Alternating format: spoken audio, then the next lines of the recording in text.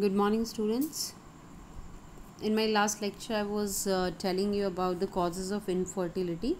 That it was poor sperm production, poor egg production, blockage between the sperm and the egg, and the hostile response of the sperms. Right now, next we are having finding the cause. Finding the cause means if you are going for the treatment of a couple, you will first try to find out what is the cause, and that can be done by the checkup of the couple, right?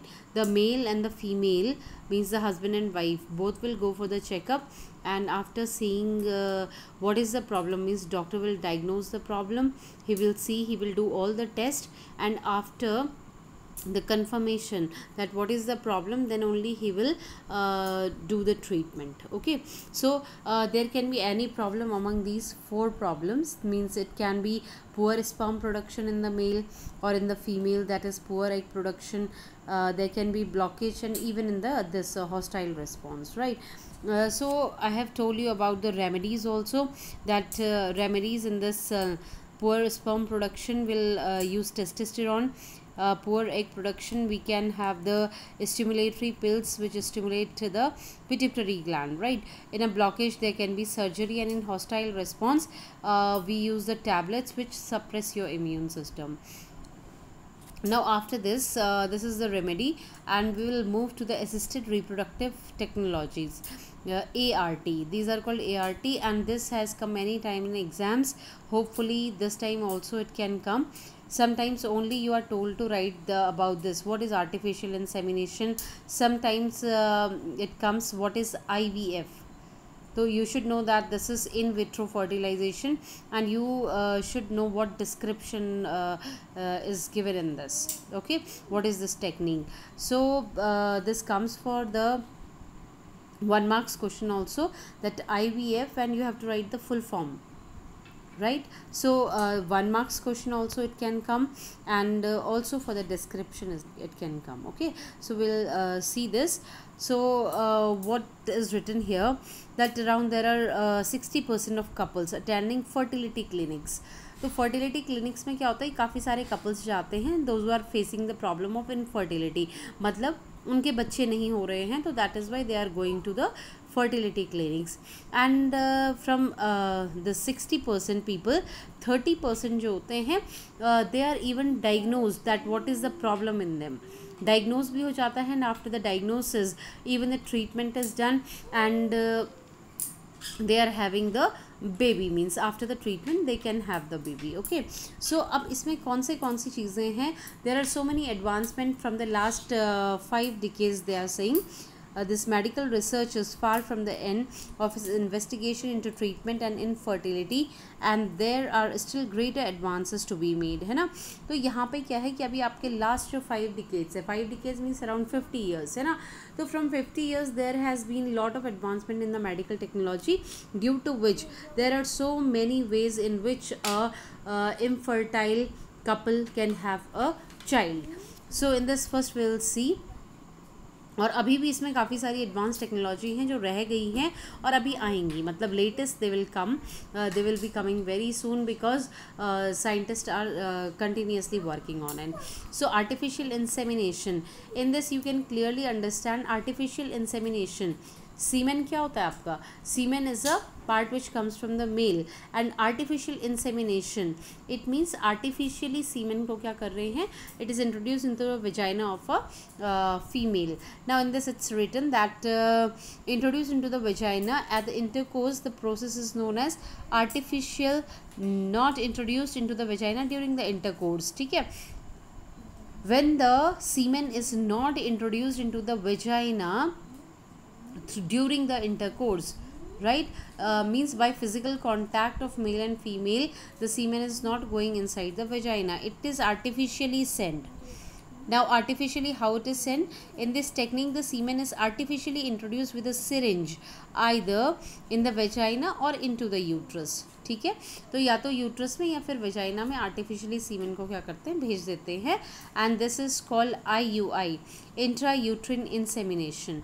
If it is in uterus, means if it is vagina, that's different thing. If it is in uterus, it is called means intrauterine insemination. Again IUI, it comes for 1 marks question for the this full form of it. Okay, so read it. So artificial semination is done. Then next one is your in vitro fertilization. The short form is IVF. Now egg is removed from the woman and is fertilized by the husband's sperm outside the body, and this process is known as medically in vitro fertilization. Now in vitro and vivo, I think you have heard these words. In vitro का मतलब होता है outside the body और in vivo का मतलब होता है inside the body. तो यहाँ पे क्या करते हैं, the male's sperms are taken and the female egg is taken and both are fertilized outside the body. Means they are not getting fused inside the female body. Instead they are fused outside the female body, and it is done in glass. Describes a biological process made to occur in an artificial environment outside the living organism. Now couple can have a benefit. Who can benefit most from in vitro fertilization are those where the woman is making eggs normally and the man is making normal sperms, but the passage between the two is blocked. In vitro fertilization, इसका reason देखिए आप, यहाँ पे क्या लिखा हुआ है कि प्रॉब्लम ये है कि the mail is also making the sperms, the female is also making the eggs. Only there is a blockage in the tubes. Means that can be in the male tube also, means the sperm duct or the fallopian tube in the female. So there can be changes, there can be blockage in any of the tubes, और जहाँ पे tube में blockage होती है then we go for in vitro fertilization. Means only fertilization is needed. Woman is perfect, she is making the eggs, the man is also perfect, he is making the sperms. So what needs to be done is the union of male and female gamete. So we'll have in vitro fertilization. Vitro मतलब बाहर करना है ना. तो after the fertilization we'll send it back to the means back to the female uterus, है ना. जब आपका पूरा fertilization हो गया है, या फिर आप उसको डायरेक्टली फेलोपियन ट्यूब में सेंड कर सकते हैं, जहाँ पर क्या होगा वो मीट करेंगे, फर्टिलाइज करेंगे, and after that the baby can be developed, right? So this is in vitro fertilization. Next is your GIFT, GIFT, GIFT. It is gamete intrafallopian transfer. Again full form is needed, 1 marks question. Now it involves the taking of egg and sperm from the human body and introducing them into the fallopian tube. अभी इसमें क्या करना है कि आपने gametes लिए हैं, ये देखिए गैमेट आया है, ठीक है. इसके पीछे एक और है, you will see this is ZIFT. ZIFT means zygote. यहाँ zygote, I hope you understand the difference between zygote and the gametes.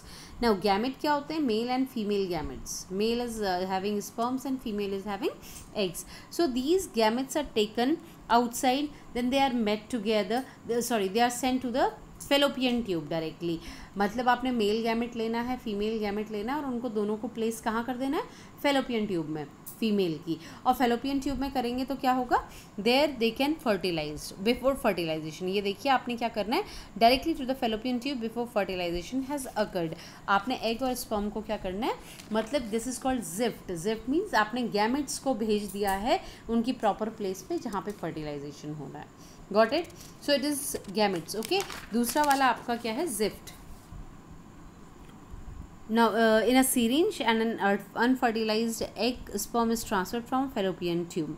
Now fertilization occurs naturally in the fallopian tube. आपका जो जिफ्ट है जिसमें क्या हो रहा है कि आपके गैमेट्स लिए हैं और वो नेचुरली सिर्फ अपने फेलोपियन ट्यूब में भेजने हैं, and there the fertilization will take place. Here what is done, GIFT zygote intrafallopian transfer. अभी आपने क्या करना है यहाँ पे, you will take the gametes outside, you will have them fertilization outside only, and after fertilization when there is in the laboratory and zygote or the early embryo up to 8 blastomer, है ना. 8 blastomere मतलब 8 sales का जो structure होता है, 16 cell का structure जो होता है, वो जब आपका बाहर ही बन जाएगा ना लैब में, तो तब आपने उसको ट्रांसफ़र कर देना है फेलोपियन ट्यूब में. उसके बाद वो धीरे धीरे यूट्रस में आएगा, it will travel to the woman's uterus and it will develop into the baby. I hope you have clearly got the difference. One is your gift and second is your zift. Okay, तो जो आपका G है, G is for gamete and Z is for zygote. Now your next technique is IUT, intrauterine transfer. Here the embryo moves up to 8 blastomer. यहाँ पे आपका 8 blastomer का इसके बराबर सेल हो गए हैं and that is transfer to the uterus to complete the further development. तो बाकी का जो डेवलपमेंट है मतलब आपने बाहर ही गैमेट्स को फ्यूज़ कराया, फ्यूज़ कराने के बाद आपने the difference is here zygote. देखिए जाइगोट और अर्ली एम्ब्रियो ये आपका कब तक होता है, only up to 8 blastomeres, right. और ये आपका एम्ब्रियो बन गया है मोर देन 8 ब्लास्टोमियर्स. ठीक है, ऊपर वाले में क्या हो रहा है, जाइगोट वाले में इसमें 8 से कम है वो. ठीक है, तो इसलिए हमने फेलोपियन ट्यूब में रखा है. और यहाँ पे क्या हो रहा है, इंट्रा यूट्रिन डिवाइस में यूट्रिन ट्रांसफ़र में 8 ब्लास्टोमियर से मोर देन 8 ब्लास्टोमियर, इससे थोड़ा ज़्यादा बड़ा हो गया है वो. तो अभी आप इसको फेलोपियन ट्यूब में नहीं भेज सकते क्योंकि जो एम्ब्रियो है मतलब वो बड़ा हो गया है साइज़ में. तो the fallopian tube is very small, so you will directly send it to the uterus. ठीक है, to complete the further development and this is known as intrauterine transfer, IUT. The embryo formed by the in vivo fertilization, fusion of gamete within the female and could be used for such a transfer to assist those females who cannot conceive. ये यहाँ पे help करेगा कि अगर आपकी कोई female normal है, उसमें नॉर्मली क्या हो गया, फर्टिलाइजेशन हो गया and it has come back to the uterus, means the पूरा जो एम्ब्रियो है वो बन के यूट्रस में आ गया है. तो आप वहाँ से उसको निकाल के उस फीमेल में ट्रांसफ़र कर सकते हैं जो कि क्या हो रही है, जो कि बेबी प्रोड्यूस नहीं कर पा रही है. I hope it is clear. Intra uterine transfer is a technique which can be used in the women who cannot conceive and who the woman which cannot be pregnant. For that you can use the embryo from the woman who has conceived. conceive करके वो properly अपना embryo zygote बना रही है वो, और zygote बनाने के बाद जब तक वो embryo के मतलब more than 8 blastomer के फॉर्म में आता है, तो आपने वहाँ से उठा के उसको क्या करना है, जो कि कंसीव नहीं कर पा रही है जो फीमेल, उसकी यूट्रस में ट्रांसफ़र करना है क्योंकि यूट्रस उसका ठीक होगा, right. And there she can develop the whole baby, right. Then next is your ICSI, intracytoplasmic sperm injection. ICSI, an embryo is developed in the laboratory in which a sperm is directly injected into the ovum. अभी यहाँ पे क्या करना है कि आपका cytoplasmic sperm injection, जो आपका स्पर्म होता है, embryo is develop to the in a laboratory, है ना. तो यहाँ पे क्या करते हैं कि जो स्पर्म होता है उसको डायरेक्टली क्या करते हैं कि ओवम के अंदर इंट्रोड्यूस कर देते हैं और आपका जाइगोट जो होता है वो रेडी हो जाता है. ठीक है, दिस इज़ वेरी सिंपल कि आपने जो साइटोप्लाज्म है ऑफ अ दिस स्पर्म और जो उसका न्यूक्लियस है मतलब वो आपने डायरेक्टली क्या करना है, it is transfer to the ovum, और बाहर ही क्या होगा, फर्टिलाइजेशन हो जाता है and then the embryo can be develop. Now surrogate motherhood. The sperm collected from the husband of an infertile woman. Surrogate mother का मतलब क्या होता है कि आपने किराए पे लेना, मतलब एक दूसरी आपने मदर ली है. आपने क्या करना है यहाँ पे, ये देखिए, the husband of an infertile women can be introduced into the womb of another normal women.